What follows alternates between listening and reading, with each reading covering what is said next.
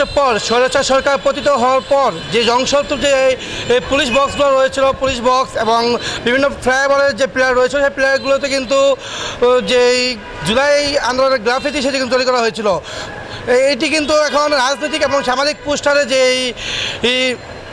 রাজনৈতিক এবং সামাজিক পোস্টারের যে ব্যানারে যে এই ভরে গিয়েছিল সেটি কিন্তু রক্ষার্থে কিন্তু জুলাই গ্রাফিতি রক্ষার্থে কিন্তু শ্রীপুর পৌর ছাত্র দলের উদ্যোগে কিন্তু এটি অপসারণ করা হচ্ছে। আমি এখন রয়েছিলাম গাজীপুরের শ্রীপুর মাওনা চৌরাস্তা এলাকায়। আমরা দেখেছি যে গাজীপুর জেলার পুলিশ বক্স এবং মাওনা ফ্লাইওভারের যেই প্লেয়ারগুলো রয়েছে, যে প্লেয়ার যেই সামাজিক এবং রাজনৈতিক যে পোস্টার ব্যানার রয়েছে সেটি কিন্তু অপসারণ করছে। আমরা যদি এখন একজন এই পৌর ছাত্র যে আহ্বায়ক রয়েছে তার সাথে কথা বলি, তিনি তার নিজ উদ্যোগে এই কাজটি করেছেন, তিনি আমাদেরকে জানাবেন যে এই উদ্যোগের যে কারণটি কী। আসসালামু আলাইকুম, আমি মামুন আকন, আহ্বায়ক শ্রীপুর পৌর ছাত্রদল।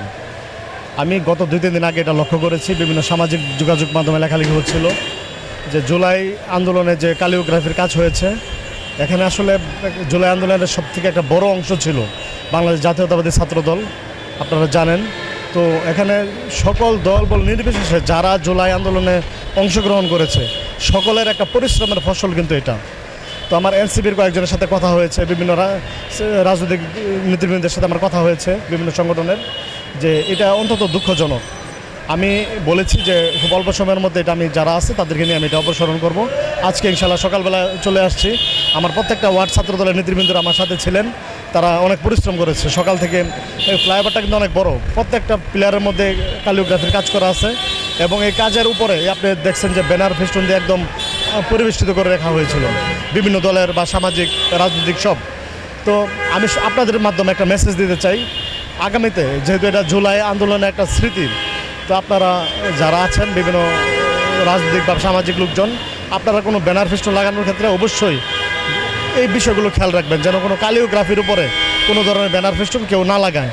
আর যদি কেউ লাগায় সেটা সকলে মিলে আমরা অপসারণ করবো। হ্যাঁ, আমরা এটা খেয়াল রাখবো, যদি কেউ এটা করে। আমরা চেষ্টা করেছি, এখানে যারা দোকানদার আছে, ব্যবসায়ী আছে, সাধারণ মানুষ আছে, তাদেরকে আমরা বলেছি আপনারা খেয়াল রাখবেন যেন কেউ ব্যানার ফেস্টুনের উপর না লাগায়।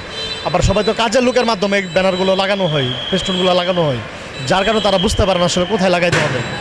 তো এটা সকলের জন্য আমার মেসেজ, আপনারা সকলে খেয়াল রাখবেন। এই জুলাই আন্দোলনের, জুলাইয়ের যে অভ্যুত্থানের যে আপনার আমাদের যে স্মৃতি, এই স্মৃতিটা যেন ঠিক থাকে এবং মাওনা চৌরাস্তার যে পরিবেশ, এই পরিবেশটা যেন রক্ষা করা হয়। এটা সকলে মিলে যদি আমরা চেষ্টা করি তাহলে এটা সম্ভব হবে। যেমনটি জানাচ্ছিলেন যে পৌর ছাত্রদলের আহ্বায়ক, তিনি জানাচ্ছিলেন যে জুলাই গণঅভ্যুত্থানের স্মৃতি রয়েছে, সেটি কিন্তু রক্ষার্থে যে ছাত্রদলের যে কর্মসূচি এটি কিন্তু অব্যাহত থাকবে।